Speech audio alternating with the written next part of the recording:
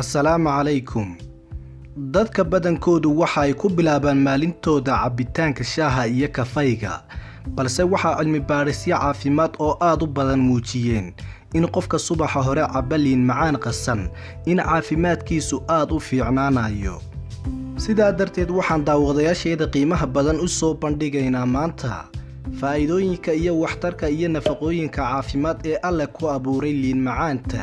Haddaba ku soo dhawaada mowduuceena oo maanta ku saabsan faa'iidooyinka caafimaad ee liin macaanta.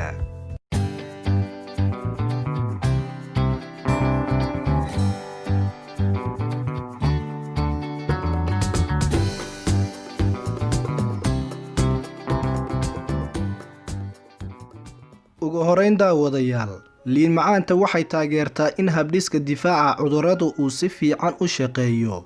waayo liin macaanta waxaa ku badan fitamiin C kaasoo caan ku ah inuu jidhka ka caawiyo in habdhiska difaaca cudurrada ama habdhiska difaaca jidhku uu noqdo mid si fiican u shaqaynaya, kaasoo difaac fiican u yeesha inuu ka hortago khataraha ka iman kara ama ku iman kara habdhiska neefsiga ama dhuumaha neefmareenka. waxaa kaloo liin macaanta ku jirta maaddo la yidhaahda ascorbic acid taasoo la mid ah fitamiin C-ga kana difaacdo qofka inuu caabuq jidhkiisa ku dhasho. sidoo kalena maadada loo yaqaano sabanan oo sidoo kale laga helo liin macaanta laf ahaanteeda waxay ka hortagtaa walxaha cudurrada wada ee jidhka dibadda ka soo galaya, taasoo qofka sida joogtada liin macaanta u qasta aanu qaadi karin cudurrada ama xanuunada ay ka midka yihiin durayga iyo hargabka. dhinaca kalena maadada aynu ka soo hadalnay ee loo yaqaano ascorbic acid ee liin macaanta ku jirta waxaa ku badan macdanta ironta, taasoo ka qayb qaadanaysa in habdhiska difaaca jidhku uu si fiican u shaqeeyo. dhinaca kalena daawadayaal, liin macaantu waxay caawisaa habdhiska dheefshiidka, waayo liin macaanta waxaa ku jirta maaddo loo yaqaano citrus flavonoid waana ta ka mas-uulka in habdhiska dheefshiidku uu si fiican u shaqeeyo, waxayna nadiifisaa kana shaqaysiisaa beerka. haddaba liin macaanta qasan inta badan waxaa lagu yaqaanaa in habdhiska dheefshiidka ay si fiican u caawiso si dheefshiidka calooshu uu si fiican wax u ridqo.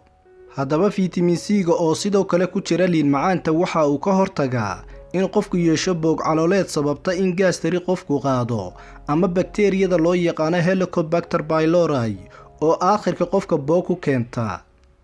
sidoo kale daawade, liin macaantu waxay nadiifisaa maqaarka, waayo fitamiin C-ga ku jira liin macaanta ama walxaha kale ee loo yaqaano antioxidant ee laga helo liin macaanta waxay maqaarka ka ilaaliya in dhaawac soo gaadho ama hambaboqo maqaarku.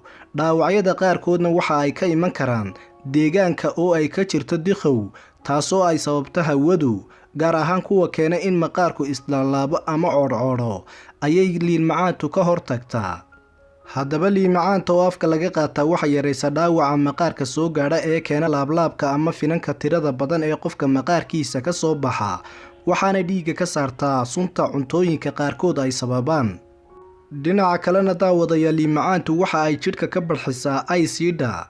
haddaba inkastoo liin macaantu ay u muuqato mid aysiidha ku badan tahay, haddana xaqiiqadu waxay tahay inay ka mid tahay cunooyinka ugu wanaagsan ee jidhka ka barxiya aysiidha, sababtoo ah liin macaantu waxay ka kooban tahay ascorbic iyo citric acid kuwaas oo ah qaar daciifa oo macdanta liinta ku jirta u oggolaanaya inay jidhka ka barxiso aysiidha riban islamarkaana ay ka yarayso. geesta kalena daawade, liin macaantu waxay ka qayb qaadataa in jidhka qofka nabraha soo gaadha inay hore u bogsadaan, waayo aysiidha la yidhaahdo ascorbic acid ee loo yaqaana fitamiin C oo laga helo liin macaanta waxay ka qayb qaadataa in dhaawaca jidhka qofka soo gaadha uu hore u bogsado, waxaana ka mid a nafaqooyinka u muhiim ah bogsashada nudaha, lafaha iyo weliba carjawaha jidhka. fitamiin C-guna waa shayga ka hortaga caabuqa, kaasoo daawo u ah sidoo kale in qofka maskaxdiisu ay culays dareento. dhinaca kalena daawade, faa'iidooyinka kale ee liin macaanta ama oranjada waxaa ka mid ah waxay daawo ka tahay fuuqbaxa, waayo qof kasta oo subax kasta caba ama qasta liin macaanta waxay ka caawisaa in habdhiska dheefshiidkiisu uu si fiican u shaqeeyo. Jidhkana waxay ka saartaa walxaha qashinka ama sunta ah ee ka hadha jidhka intuu ku guda jiro burburinta cuntada, waxaanay soo celisaa dhammaan fuuqbixii qofka ka baxay. Sidoo kale daawade, liin macaantu waxay hoos u dhigtaa miisaanka. Taasi waa sida ay aaminsan yihiin khubarada ku takhasusay nafaqada liinta, waayo waxay si dardar u ridaa miisaanka. Sidoo kale waxay jidhka ka nadiifisaa sunta iyo qashinka gudaha kaga jira. Ugu dambeyntii, liin macaantu waa tamar aad u wanaagsan, waayo liin macaanta qasan waxay jidhka siisaa tamar uu si fiican ugu shaqeeyo, taasoo ka ilaalisa inuu qofku intuu hawlaha culus ku jiro inuu murugoodo ama culays maskaxda ah dareemo, sababtoo ah waxay dejisaa habdhiska neerfisyada ee fariimaha ka soo qaada oo geeya maskaxda.